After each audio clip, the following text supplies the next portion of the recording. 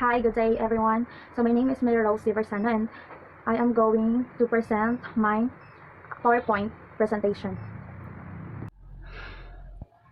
Designing effective projected materials. So I have learned that it is important to design projected materials in order for it to be effective, because if not, it might be distract the audience attentions from what is the important message of the presentation. Designing effective projected materials, we have to minimize words, illustrations, audio, video, graphics, and photographs need a purpose. We also use the correct image size and taking into account the presentation. Minimize words.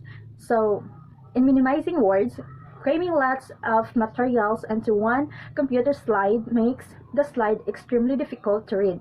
So, we bullet pointed information or direct to the point the information.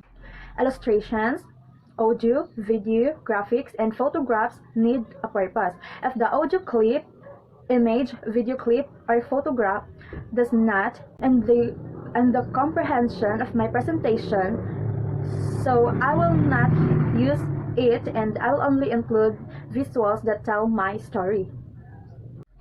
Use the correct image size. So the photograph that is used for projected presentation, it should be at least 72 pixels. So if you will use color photographs that are 300 ppi, but if you like black and white photos, 150 ppi is needed. Take into account the presentation location. So in this you are to observe the room first because it depends on it, so you can adjust the color of your background.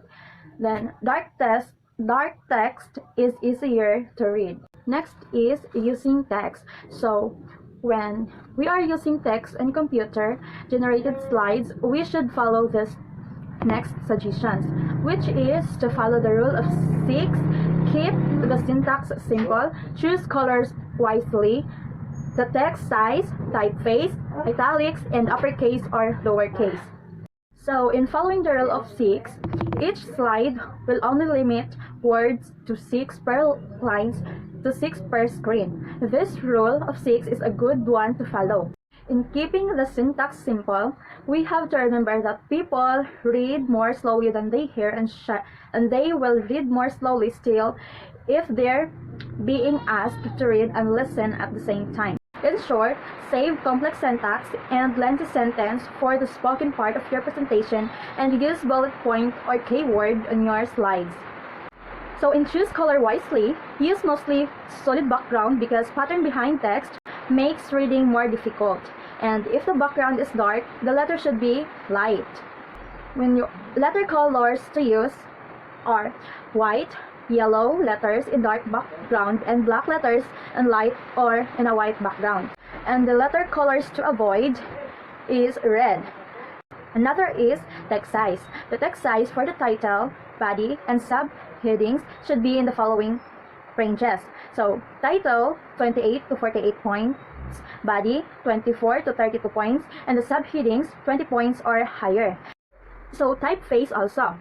Sans serif typeface is better to use, such as Helvetica, Arial, and also New Roman. It is also easier to read. Another is italics. So italic words should be avoided because it is difficult to make out with the audience. Lastly is the uppercase or lowercase. So it is better to use the combination of uppercase and lowercase because it is difficult to read if all uppercase only on a projected screen. Special effects. So special effects is, we only use special effects when it is necessary.